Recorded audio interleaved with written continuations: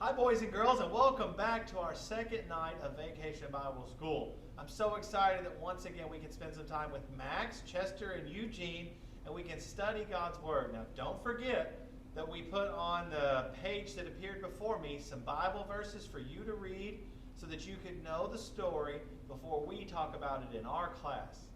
I want you to be experts, so take the time to read them. If you haven't done it already, do it right now. Max, Chester, Eugene, are you ready for class? Oh, yeah. Well, let me get out of the way and get over here to my desk. Are you guys excited for our second night of VBS? Yeah. Now, Max, you've been coming to VBS for a long time, so I know you think it's fun. Chester and Eugene, you came back. I'm glad we didn't scare you away after the first night. I didn't know if you'd come back after you learned about the 10 plagues. I wouldn't miss it for the world, Neal. That is the appointment right afterwards. Chester, man, I got to tell you again, we're not talking about 10 plaques, 10 plagues. Oh, yeah. Shoot. That's okay. That's okay. It takes me a long time to sometimes remember what God said as well.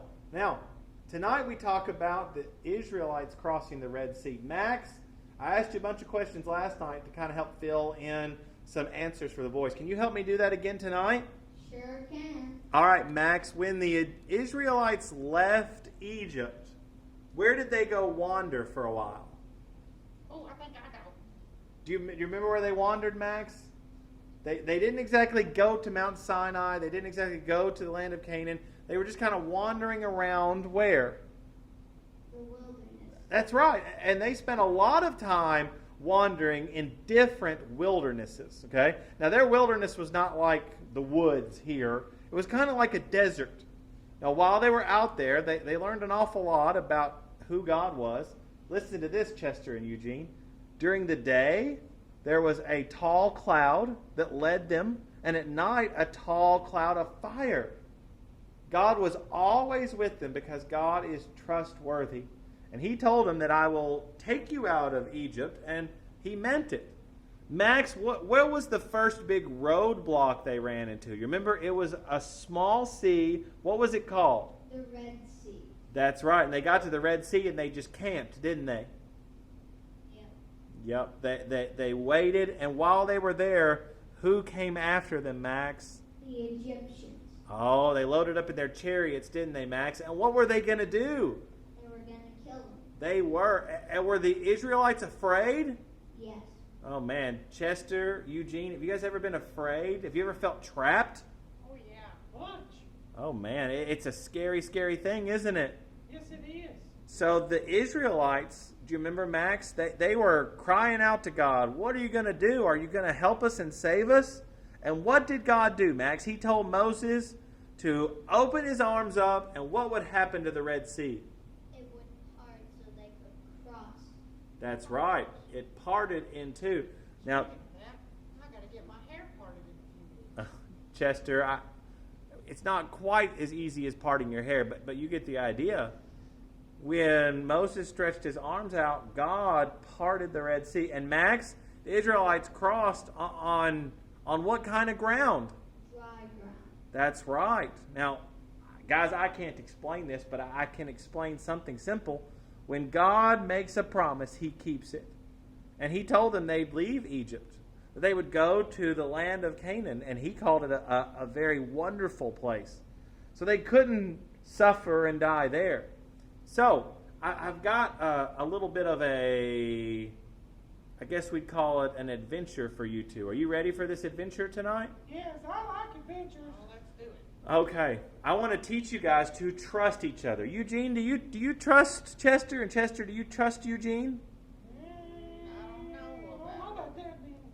Well, here we like to trust people. And Max knows that if he falls, am I there to pick you up, Max? Yes.